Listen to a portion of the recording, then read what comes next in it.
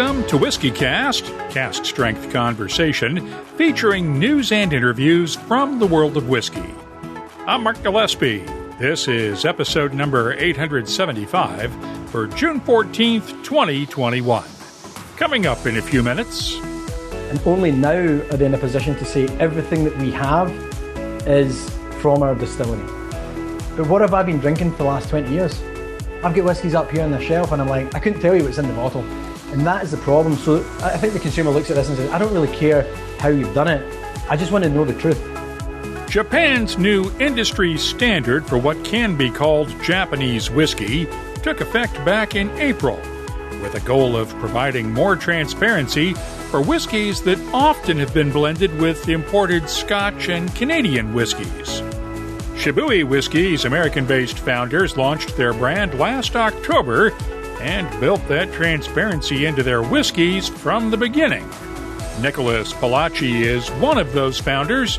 He'll join us later on WhiskyCast In-Depth. We'll also have the What I'm Tasting This Week department, your voice, and on Behind the Label.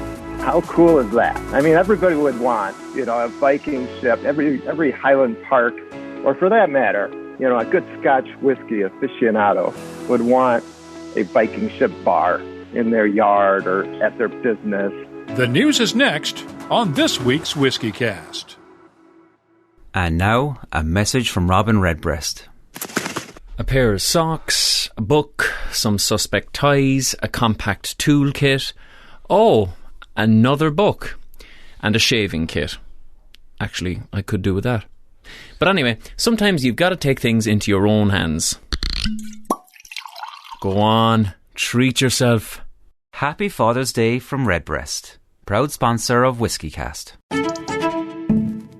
Hey, Gabriel Cardarella here from Dewar's Blended Scotch Whiskey. I'm excited to share with you that Dewar's is the most awarded blended Scotch whiskey in the world. And that's worth raising a glass to. So grab a bottle today and enjoy this week's episode of WhiskyCast. Let's get started with the news. One of the side effects from the COVID pandemic has been the impact on the supply chain for consumer products. Whiskey is no exception. We got some evidence of that this week when Brown-Forman released its earnings report for the last fiscal year. While net sales for fiscal 2021 grew 3% over the previous year, Brown-Forman executives cited lower distributor inventory levels due to the pandemic and supply chain issues as a drag on sales growth. Chief Financial Officer Jane Moreau told analysts and reporters that Brown-Forman is not alone among consumer products companies in facing that challenge. There's lots of transportation and logistics challenges out there that are ramping back up as the economy improves. People start to build back and restock inventory. So we see delays in rail service, container availability in ocean, kind of ship things across the ocean, trucking capacity in the U.S. As example, and then labor shortage that we hear in bars and restaurants. It's also in the warehousing industry. Shortages of raw materials have also hurt Brown-Forman in two key areas. Moreau cited disruptions in the company's supply of glass bottles, along with steel used at Brown-Forman's two cooperages for making barrel hoops. And speaking of steel, no resolutions so far following the first half of U.S. President Joe Biden's first trip to Europe. The issue of steel and aluminum tariffs did not make the agenda for the G7 summit of world leaders in England, but is likely to be on the table when Biden meets with European Union leaders Tuesday in Brussels. U.S. Trade Representative Catherine Tai also has her first face-to-face meetings with her European counterparts this week. She'll meet with EU Trade Commissioner Valdis Dombrovskis Monday in Brussels and UK International Trade Secretary Liz Truss Wednesday in London. The dual debates over metals and aircraft subsidies will likely be part of those discussions as well. Heading into those talks, 113 different trade industry groups from Europe and the U.S. are calling on the politicians to get their trade disputes resolved and drop retaliatory tariffs once and for all. They're asking to get the issue resolved before July 11th, when the current pause in tariffs linked to the aircraft subsidies dispute is scheduled to end. And they're not the only ones hoping to get those disputes resolved.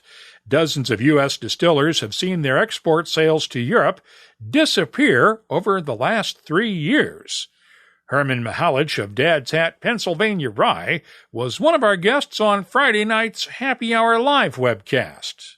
Since 2018, we've only had one substantial order from La Maison de Whiskey.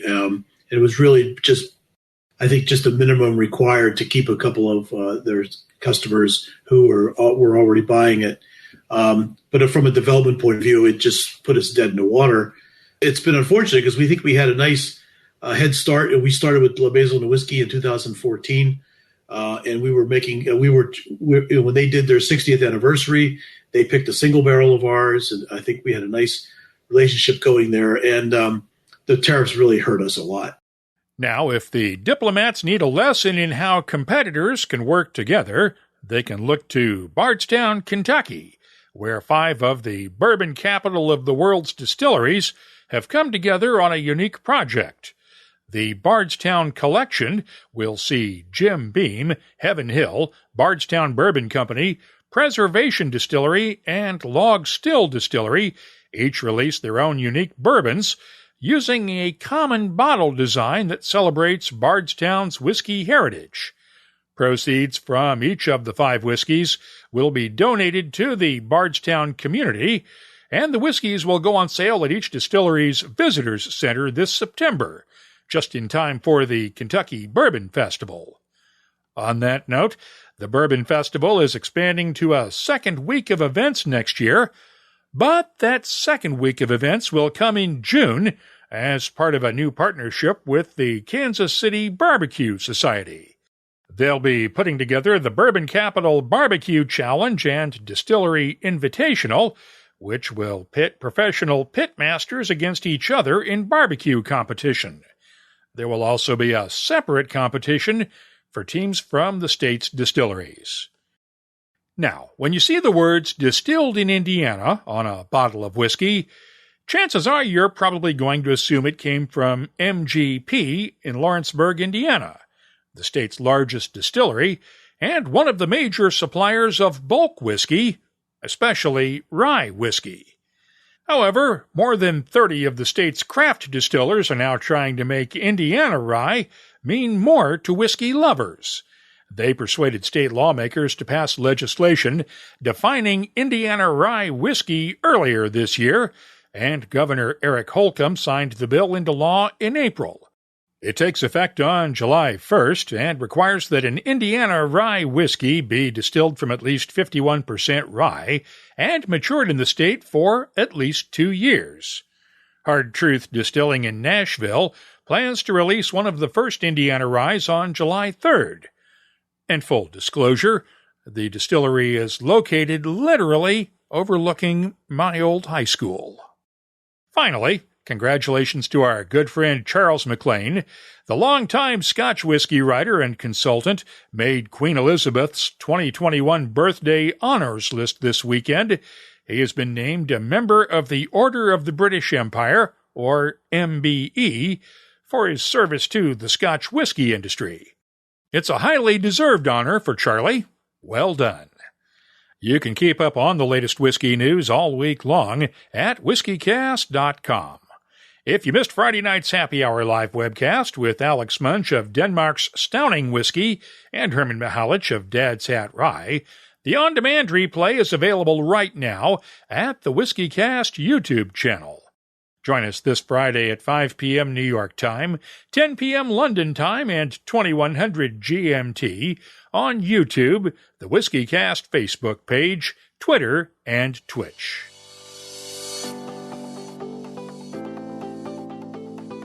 Time now for the WhiskyCast calendar of events brought to you by Catoctin Creek Distilling. First of all, Royal Mile Whiskies has now confirmed that its annual Whiskey Fringe Festival in Edinburgh, Scotland, will not take place in August for the second straight year. That's because the current status of COVID-19 restrictions in Scotland are making it hard to firm up plans for now. There is a chance that a Whiskey Fringe could be held later this year if things change, but as of now, it is more likely that there will not be one until next year. Meanwhile, the Stockholm Beer and Whiskey Festival has now confirmed its plans to return to its normal 2 weekends this fall. Sweden's largest whiskey festival will take place from September 23rd through the 25th and the 30th through October 2nd. Between now and then, Ardbeg's Monsters of Smoke bus tours continue this week with stops in northern Florida and Minnesota. Tickets are still available for Thursday night's Whiskey and Barrel Night in New York City. Also in New York, Blackadder importer Raj Sabharwal will be hosting a blind tasting benefit at Travel Bar on June 22nd to raise money for COVID relief efforts in India. The Beer, Bourbon, and Barbecue Festival visits Tampa, Florida this coming Saturday. Sagamore Spirit Distillery in Baltimore hosts Whiskey on the Waterfront Saturday as well. Westport Whiskey and Wine in Louisville, Kentucky has a Jephthah Creed bourbon tasting June 24th. Whiskey Live Adelaide takes place in Australia on the 25th and 26th, and Arran Distillery will take its annual Malt and Music Festival online this year. It'll be on June 26th and 27th. Right now, we have 182 live and virtual events on our searchable calendar at whiskycast.com. We're updating it throughout the week as we get word on new events. The calendar of events is brought to you by Catoctin Creek Distilling, makers of the Virginia Rye Whiskey. You'll find their Roundstone Rye at fine whiskey shops in 26 U.S. states and 3 continents, and online. Visit the Where to Buy page at catoctincreekdistilling.com to find a retailer near you. And please drink responsibly. After 175 years, Dewar's has learned it's not all about awards. Staying Curious happened to help us fill that trophy case with more than just our amateur fishing, golf, and bowling trophies. It takes time and commitment to make some of the world's most awarded whiskey, which is why every Dewar's whiskey goes through a secondary resting period for a more balanced blend with extra smoothness. From our first master blender, AJ Cameron, to our current Stephanie McLeod, we've honed our double aging process to make some of the world's best Scotch whiskies. Dewar's 12 Year, for example, was just awarded the double gold at this year's World Spirits competition in San Francisco. And Dewar's 27 Year took home Best Blended Scotch Whiskey 16 years or older. No need to take our word for it. Pick up one of these great whiskeys today. Your palate won't be disappointed.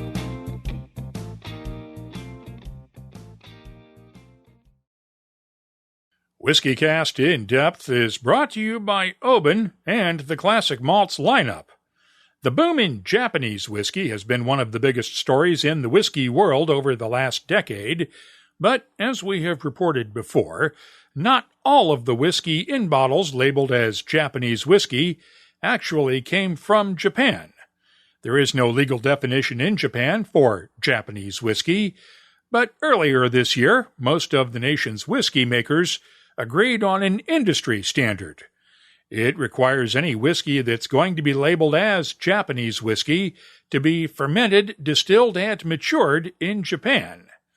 That forced several of Japan's oldest and largest whiskey makers to acknowledge what had been an open secret: the use of whiskey imported from Scotland, Canada, and elsewhere in some of their blends. It's also put emerging Japanese whiskey brands under a lot of scrutiny over their transparency. One of those brands is American-based Shibui, which is owned by IND Beverages and hit the market last October. Longtime Scotch whiskey brand ambassador and consultant Nicholas Pollacchi is one of Shibui's founders. I spent some time with him the other day tasting Shibui's whiskeys on Zoom, and this is an edited part of our conversation. Tell me about this whiskey, and before we start, please tell me this is all actual Japanese stuff and not repackaged Scotch. So there's 2 things that we do, which I think is really interesting. People don't really know the history around Japanese whiskey, and I always think that's really funny because the narrative has been shaped by the biggest brands in the field. I often like to say, like, let's talk about how the Japanese whiskey world came to be the way we see it now. So all whiskey is rooted in agriculture. In Scotland, we grow wheat and we grow barley. So the farmers, which is where all whiskey starts, it starts with farming, would create effectively moonshine in Scotland to have a tradable commodity when there was a bad harvest or a bad crop. And that moonshine, claret, found its way into oak barrels.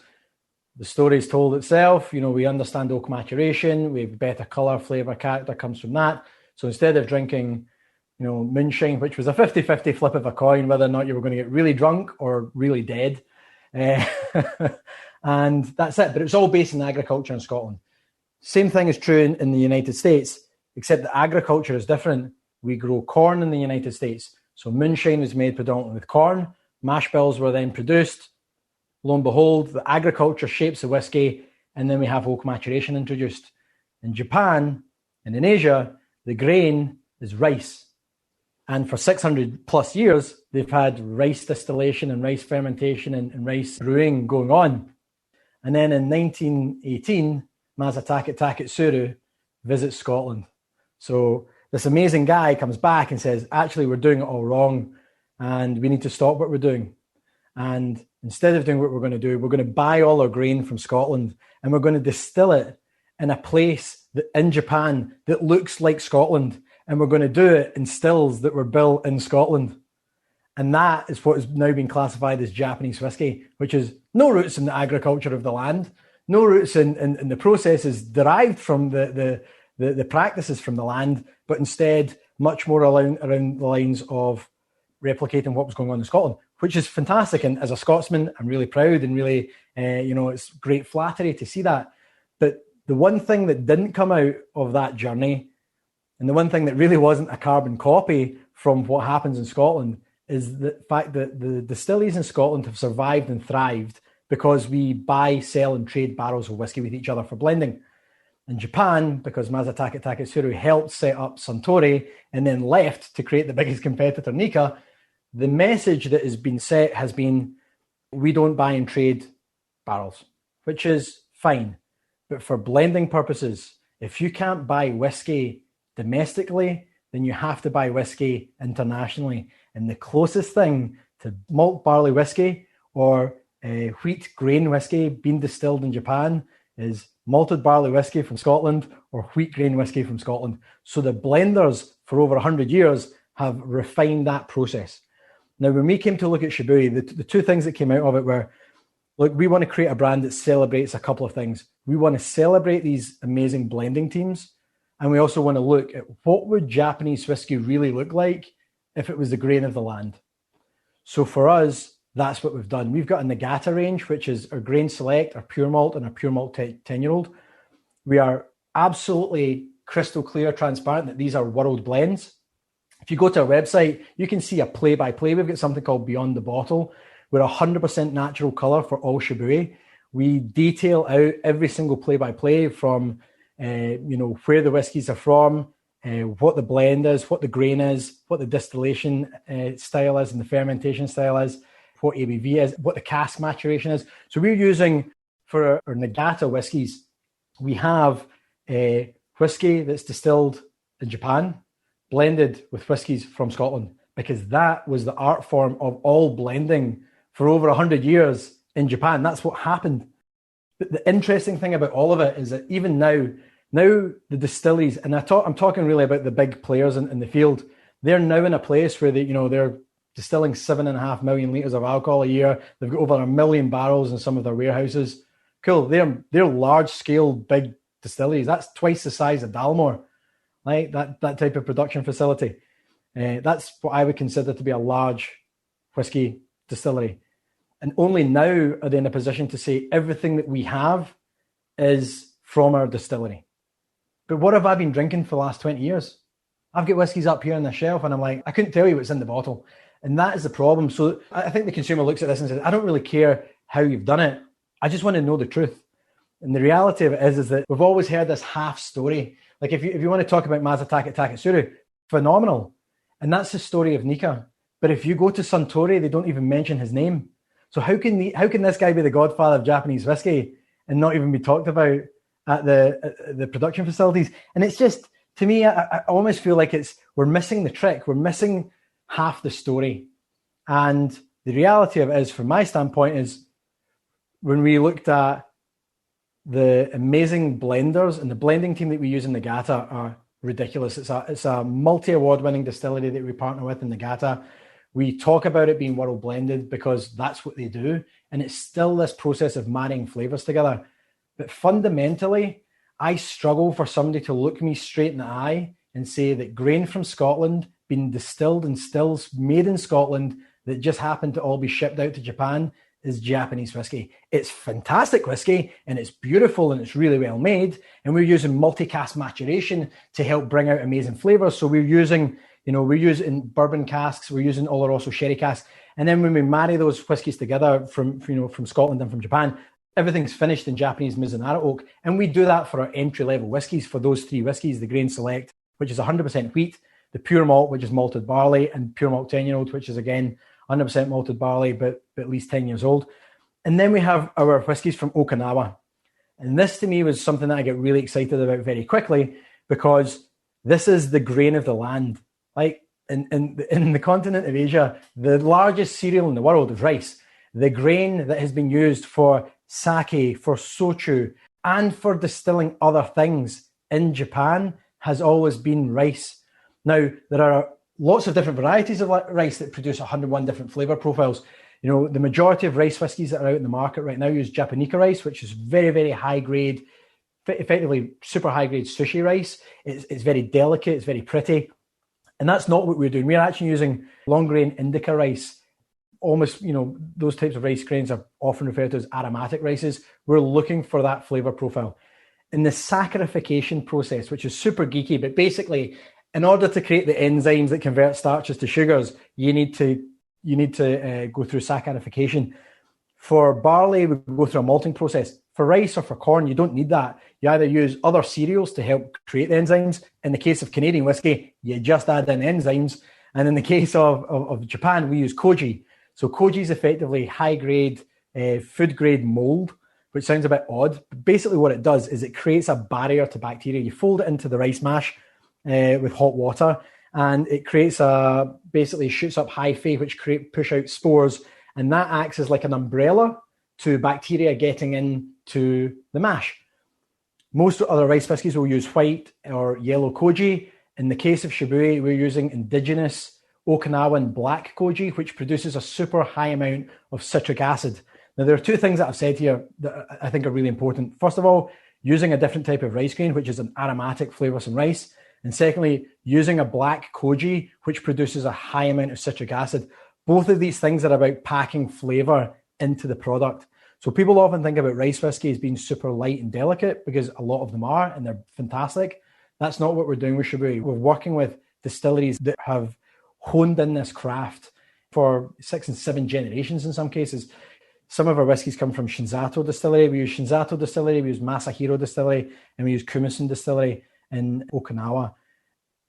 If people talk about the distillation and the history of whiskey starting at that point in 1920, I don't understand that, because Shinzato Distillery was built in the 1840s. So, in 1846, and Masahiro was built in 1883.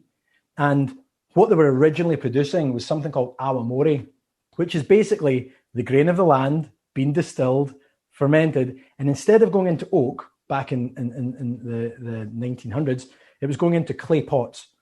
And it was sitting in awamori caves for anywhere from 200 to 300 years in some instances. And it was used by the Ryukyu Kingdom at the time, which is now what we refer to as Okinawa. But it was used as, it was gifted to the royalty. It was gifted to dignitaries that were visiting the island. And it's just cool. Like, it's just a really cool story. It's the oldest spirit in Okinawa. It dates back 600 years. And after World War II, almost all the awamori caves were destroyed, including all the product. The distilleries were not, continued to produce the spirit. But by that point, oak maturation is well understood. So now what you've got is the spirit of the land being distilled on the land in really unique ways. So, they're using stainless steel pot still distillation, sometimes single, sometimes double. And then they're taking that spirit and they're maturing in oak barrels on that land. The thing about the single grain whiskies from Shibui is that you cannot replicate that anywhere else. And that's the one thing that I think is really interesting. When we start to talk about Japanese whiskey as a whole, what is it that we're talking about? So to me, whiskey from anywhere is the grain of the land being distilled in the land, aged on the land in oak barrels, and then bottled. That would be my almost carbon copy for every part of the world except for Japan. And it's a really interesting conversation to have. We're not looking to, ruffle anybody's feathers. We're just looking to say, look, there's something else going on over here. And while we've all been dazzled by what's been going on over here, if we just look over here for a second, we're going to taste stuff that you've probably never seen in any other world whiskies before. And for somebody who's spent his lifetime doing nothing but drinking and working in the whiskey world, which I've been very fortunate to do for some of the best brands out there, we tried 1,400 different cask samples before we chose the 9 whiskies that have become the 9 Shibuis. I was blown away. I genuinely was like, I've never tried whiskey like this. And that to me is half the battle. So I want to make sure I get this right. So the samples you sent me before, this 30-year-old single grain, the 18-year-old single grain, and this 10-year-old virgin oak single grain, yep. These are the ones from Okinawa, right? Those are all from Okinawa, correct. And the other 3, those are the ones that are sort of the blend of the Okinawa whiskeys with other stuff. Those are actually Nagata whiskies. Actually, the Japanese whiskies that are blended in Nagata with Scotch whiskey. Okay. So what we're doing is effectively trying to celebrate 2 different things. The world of blending, which is fantastic in Japan, and being Scotland, obviously I'm biased, but in this instance, I would arguably say that, a lot of the innovation comes from Scotland. Certainly a lot of the refinement comes from Japan. And that's what we've seen for other big brands out there. Like they're using multiple yeast strains, things that we've not experimented with in Scotland. Because they're not buying and selling and trading barrels with each other, they'll have multiple different types of size and shapes of stills within one distillery. They'll be using multiple yeast strains and pulling off different alcohols at different levels and grades and playing around with all these things that we've never really felt the need to, because we can just buy and trade and find a way to blend it by purchasing it effectively. But it's made the blenders massively tuned in to excellence, because they have to be.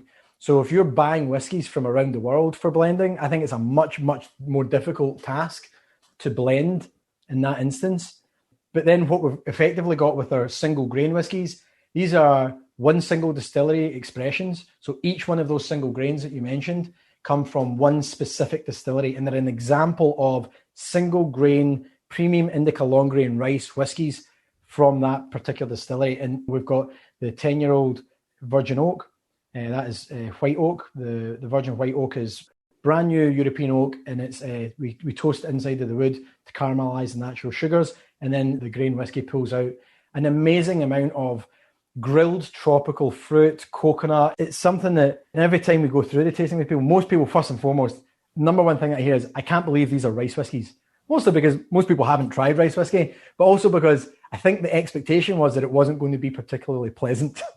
And the reality of it is what you get is an amazing amount of influence from the fermentation and the saccharification process right through the maturation process. And because we're doing it in this subtropical climate of Okinawa, it's just phenomenal. You just end up with this massive punch of flavors and sweet. There's a savory note right through some of them.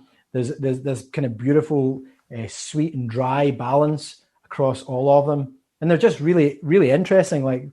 It's a really nice combination of 2 different worlds: the blending side with Nagata, and then the single grain whiskies out of Okinawa. And Nagata is on the mainland, right? It is, yeah. So the kind of larger part of mainland Japan. I mean, Japan is just a stream of islands right up and down. Is Nagata making its own whiskey now, too, that it's bottling, or just to blend in with what you guys are doing? So, yeah, Nagata, the distilleries in Nagata. And the one distillery that we don't call out right now by name is the Nagata distillery. Every other distillery, we actually specifically name them. When we launched, I think there was, I guess they just wanted to see what it was that we were going to do with it, if I'm being honest. And now not only are they are they happy for us to start to talk about them, which we will do when we do our next package release, which will come later this year. And we're changing a lot of different things around here to talk about what we're doing with the distilleries. But also, some of the distilleries in Okinawa are also asking us to bring in their own expressions of whiskies that they do as well. So we are very specific about what we want from those distilleries, and we're helping them work on some other kind of unique things. More importantly, one of the things that I think is really exciting is that we've actually got the distilleries to work together. And that is something that hasn't happened in Japan before. Like distilleries that aren't under one umbrella, coming together to do blends and to do marriages of single grains and to look at, producing single malt whiskey themselves as well and producing some other kind of pure malt blending. And that's something that we are helping to champion with them to say, look, I understand the history behind this, but there's absolutely no reason that we can't be better collectively. And that's something that with Shibui, we're really helping stitch together. And it's just been a lot of fun. Like I think having been in this business for so long, it's so exciting to do something that's different and see something that's new and see something that's innovative. And I'm really proud to be a part of it. How did the new Japanese whiskey regulations affect Shibui? It's a great question. They've not really affected anybody, to be perfectly candid with you. It's all a bit of a lot of noise. I think that what we've really started to see is that if you want to do whatever you want to do with the Japanese whiskey regulations, the way that you need to communicate it is so minimal that it doesn't really affect anybody, which is sad because what we've been doing at Shibui has been real transparent from the get-go. So it doesn't really affect us at all. We still talk about being world blends for Nagata whiskey. We'll continue to say that we are, completely distilled, matured, and bottled with our single grain Okinawa whiskies, and continue to call them that. So there's nothing that changes what we're particularly doing. I think that what I've seen across the board have been some of the other bigger distilleries say, "Oh well, these fall into the guidelines and these don't. Like these meet the criteria of the guidelines and these don't." And that's fine. Tell me why they don't. What is it that it doesn't match? Is it a blend of world whiskies? Then why aren't we creating the category of world blends in Japan? Why aren't we creating the category of single grain rice whiskies? So rice whiskies, were effectively left out of the process, which is fine. Again, it doesn't really affect us because how we phrase things, what we call our product, it doesn't change anything from our standpoint. But I think it's disingenuous to say that grain from the continent of Asia, distilled in a unique way in Asia and in Japan, and matured and bottled in Japan is not Japanese. Whereas buying the grain from another continent and distilling it in a still that was built in another continent that just happens to be done in Japan is absolute Japanese. I can't balance those two things. And it's not really our job to do that either. We really don't want to get into that argument. As far as we're concerned, there's room for everybody to come in here and talk about it. But what I can guarantee is that people who are looking at Shibui and picking up a bottle of Shibui or going to Shibui's website, you're going to see exactly what it is that you're pouring into your glass. And to me, that's fundamentally the one thing that we will continue to do and never waver on it. And I think that if you continue to do that, people will gravitate towards your brand and be like, thanks for explaining what it is that you do. And we're learning a little bit and we appreciate the flavors and at least we know what it is that we've got in the glass. When you look at the status and the boom in Japanese whiskey over the last 10 years, realistically, where does Shibui fit into this? I think that's a great question. And actually, excitingly, I think we're going to help reshape the new chapter of single grain rice whiskies. There are some fantastic brands out there already, and I will name them like Ohishi and Fukano. These are award-winning rice whiskies. They do things differently from us. They're using different types of rice. They're using different types of processes. They do a lot of single barrel bottlings and kind of varying strengths and things like that, which are really interesting as well. And they're excellent products. And I feel like as those brands continue to do what they're doing, and as Shibui continues to lead what we're doing with the distilleries that we partner with in Okinawa, and that's just the starter for 6.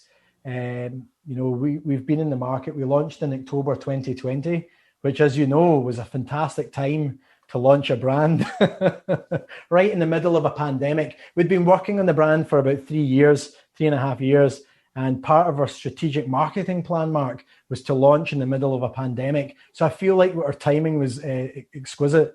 Yeah, you had to wait for the pandemic to hit, right? That was it. That was mostly what we did for 3 years, was just waiting for the pandemic. We got the whiskey locked in real quick. Joking aside, we've seen a great amount of excitement and success effectively with the brand. We're in 30 states now across the USA. And what's nice about what we do is we're a United States-based business. We're actually a women-owned company. The two founders are two sisters out in California, Lauren and Rachel Simmons, who've worked in the industry for 20 years each. And they came to me and asked me to come on board to help shape some of the whiskey portfolios. We're continuing to expand out IND Beverages, the company that owns Shibui. And it was, to me, really an exciting opportunity. I'd worked with Lauren in a past life for a few years on some other, in particular, actually on some other Japanese whiskies, as well as some other world whiskies. And, we always wanted to look at what could we bring to the table that was going to be unique. So for us, I think that's really where we stand as a business. We have an ability to bring in age statement whiskies to the market. I know that's something that has been massively lacking in the Japanese whiskey market, especially with the bigger players. Through no fault of their own, there's only so much you can produce, and a lot of that stays in the domestic market in Japan. We're bringing everything that we bottle here to the United States, and that gives us an advantage to talk about age statement single grain rice whiskies, as well as our age statement world blend pure malt 10-year-old. Where did the Shibui name come from? Great question. So Shibui in Japanese culture is it's part of beauty within art. But in slang terminology, Shibui basically means old school cool. So that's the literal translation, is like old school cool. We're always trying to be different, but I think that we've got great complexity. And I'm spoiled. I worked for Macallan for years, Highland Park and Glenrothes. I moved to the States to work for Balvenie. I think that's when you and I first met, when I was working for Balvenie in the Roadshow. And then consulted back again with Glenrothes and Glendronach and Benriach. And these are if you were to line up a list of the best single malt whiskey brands to work on, those are definitely up there. You got the track record here. So, but it spoiled me, and it's made me to me, that was my palate for this. I was like, unless they bowl me over, unless I stop in my tracks and go, wow, then I just don't think it's right. Mm-hmm. And Lauren and Rachel, our panel sessions are fantastic because we're so candid with each other, and they've got excellent palates as well. They've got champagne and wine experience, as well as Scotch whiskies and Japanese whiskey experience, both with Nika and Yamazaki and Suntory. And they're the same. The two sisters are exactly the same. If it's not great, why would we do it? As the newcomers to the block, we know we're going to be judged, and judged fairly, hopefully, but also severely, harshly to some degree, where people are going to be skeptical and go prove to me that you guys should have a seat at the table. By the way, Shibui's use of rice in its whiskies is perfectly legal under the industry's voluntary standard for Japanese whiskey. That standard, as most do, allows the use of any cereal grain in distilling, and rice is one of the world's most common cereal grains. That's WhiskyCast In-Depth, brought to you by Oban. Every sip of Oban is like a postcard. Oban Single Malt Scotch Whisky is offering the chance to immerse yourself in Oban and the whiskey-making process through the Oban Abode experience. 2 winners will receive a trip to Scotland to stay in the Oban Abode, located just steps from the distillery. To learn more and enter, visit obanabode.obanwhiskey.com. Complete rules are available at the website. The What I'm Tasting This Week department is brought to you by Sagamore Spirit. I tasted some of the Shibui whiskeys with Nick during our call the other day, focusing on their single-grain whiskeys made exclusively in Japan with locally grown rice. Let's start with the 10-year-old Shibui single grain, distilled at Okinawa's Masahiro Distillery and matured in virgin oak. It's bottled at 43% ABV. The nose has notes of butterscotch, linseed oil, grilled pineapple, banana cream pie, dried flowers, and a hint of jasmine. The taste has a good mouthfeel. It's thick, mouth-coating, and slightly astringent with touches of toasted caramel, oak tannins, dark honey, dried flowers, and subtle spices. The finish, long balanced and complex with good spices and a nice fruitiness. I'm scoring the Shibui 10-year-old single grain whiskey a 93. Now, their 18-year-old single grain comes from the Kumisen distillery. It was matured in a combination of refill Fino and Manzanilla sherry casks. This one is bottled at 40% ABV and is completely different from the 10 in character. The nose is earthy and beefy, with touches of broth and mushrooms, a subtle hint of cardamom, and a nice woodiness. The taste has a good balance of baking spices, grapefruit, and kiwi fruit, along with touches of orange peel, linseed oil, lemon furniture polish, oiled leather, and toasted marshmallow. The finish is nice and long with lingering spices, dried fruits, and a touch of oak. This one will change the way you think of rice whiskies. I'm scoring the Shibui 18-year-old single grain a 94. I'll have more tasting notes in just a minute, but first, this week's tasting notes are brought to you by Sagamore Spirit, the award-winning rye whiskey distillery based in Baltimore, Maryland. Try their signature cask and double oak rye whiskies, each one a proprietary blend of high and low rye mash bills. Sagamore Spirit has mastered the transformational art of blending. Learn more at sagamorespirit.com. And please drink responsibly. Stowning Whiskey's Alex Munch was one of our guests on the Happy Hour live webcast Friday night. Stowning's Danish whiskies are now available in the U.S. for the first time, including the Chaos Triple Malt, and that is spelled K-A-O-S. It's a blend of Stowning's malt and smoked malt whiskies along with its rye, all distilled with floor-malted grain, and bottled at 46% ABV. The nose is aromatic and malty with a kiss of smoke, butterscotch, honey, vanilla, and dried fruits. Spices build up slowly on the palate to a nice peak, with notes of honey, butterscotch, and dried fruits underneath, and a touch of smoke that adds balance and complexity. The finish is long and gentle, with subtle spices, honey sweetness, and a touch of smoke. I'm scoring Stowning's Chaos Triple Malt a 92. One of the malts in Chaos is Stowning's Smoke Single Malt, which is smoked over local peat and heather. It's bottled at 47% ABV. The nose on this one has a soft smokiness balanced by touches of honey, barley sugar, citrus fruits, and roasted nuts. The taste is smoky and peppery, with a nice balance of honey, lemon pepper, citrus fruits, and oak in the background. The finish, long and smoky, with a touch of spice, balanced by sweetness. I'm scoring Stowning's Smoke Single Malt a 93. Finally, let's wrap up with another peaty whiskey, the Scarabaeus Islay Single Malt from Hunter Lang & Company. It comes from an undisclosed Islay distillery and is bottled at 46% ABV.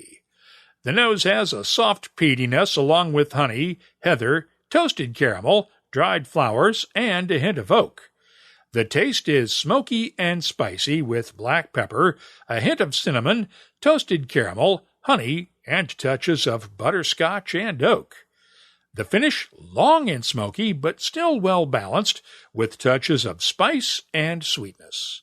I'm scoring the Scarabaeus Islay Single Malt from Hunter Lang & Company a 93. The What I'm Tasting This Week department is brought to you by Sagamore Spirit. I'll be adding these whiskeys to our searchable list of more than 3,100 different whiskeys from around the world. Check it out this week at whiskycast.com. And now, a message from Robin Redbreast. Small batch. How would you describe it? It's like an Irishman's understanding of baseball. extremely limited. Proud sponsor of WhiskyCast. Redbreast. Pass it on. Let's open up the inbox now for your voice. I long for the day when we don't have to emphasize this, but we at WhiskyCast are committed to standing with people of color, the LGBTQIA community, women, and all whiskey lovers, period. There is no place for bigotry or prejudice in a civil society, and whiskey is one of the things that can bring us all a bit closer together. I mentioned that on Twitter this week with a unanimously positive response, including this suggestion from Scott Rogers in Wisconsin for a change to the way I close out the show each week. And when you drink, please drink acceptingly. I like it, Scott. Thanks. Last week during the news, I mentioned the new Brooks Whiskey DLX from Mackmyra in Sweden, and that it had been matured in Mackmyra's underground mine where it stores all of its whiskeys. I had the chance to visit that mine several years ago when I was in Sweden, and shared a photo of it as our whiskey photo of the week on the website this week. Among the comments, this one from @BunkaiH on Twitter, "Don't even think the Angels can get in there for their share." And Jeffrey Steuben asked this question on our Facebook page. Wouldn't cave maturing slow the rate of aging? No temperature swings and higher humidity? And Tony Marchant echoed that question too. So I put it to Angela Durazio, Mackmyra's master blender. Here is what she said in an email. I suppose you can say it slows the aging down, as there are very tiny temperature swings compared to other traditional warehouses. The humidity is around 99% all year around, and it may vary by 0.1 to 0.3%, so not much. In the spring, when the snow and ice melts, we have much more melting water coming down from the surrounding nature, but the humidity stays more or less the same even then. After 4 or 5 years, the whiskey starts to taste really good in a first fill ex-bourbon barrel, which is what I experience on other distilleries as well, in terms of age and on the same size of barrel. So I guess the difference isn't that big anyway. Angela, thank you for answering that for us. Tony, Jeffrey, I hope that helps clear things up. If you're not watching our Happy Hour live webcasts on YouTube each Friday, you're missing out on a lot, including the side commentary from viewers. And there are a lot of great comments that never actually make it onto the show. For instance, during Friday night's webcast, we were discussing the expense of floor malting the way Stowning does, and some of the folks online started slagging on the bean counters, a not-so-nice term for accountants. Lord Crump posted this comment on the side from Virginia. I count money leaving my bank account as my whiskey collection grows. Does that make me an accountant? Which led to this response from Graham Fraser in the UK. That would depend on whether your whiskey purchases are for consumption or investment. Crump's response, only for consumption. I'm not a fan of whiskey flippers. And that teed up the punchline for Tabitha in the UK. Yeah, those damn whiskey-drinking dolphins. Yep, we not only talk about whiskey on the webcasts, but reference obscure 60s TV shows and other pop culture, too.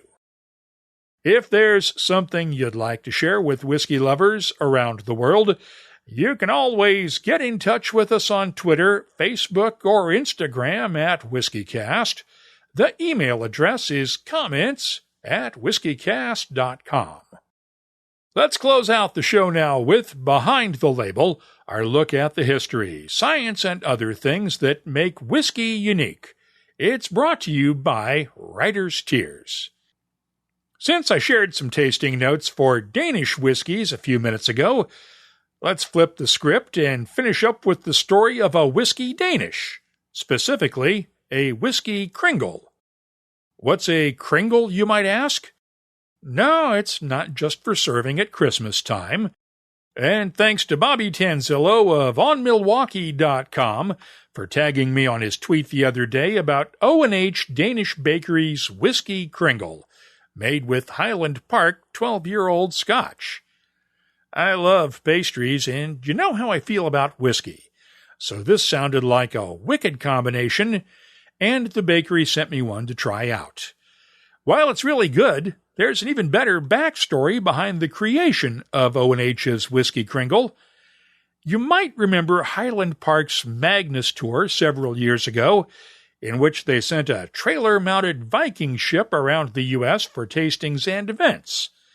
I mentioned on the show a few months after it ended that Highland Park was going to put that Viking ship up for sale. Guess where it wound up?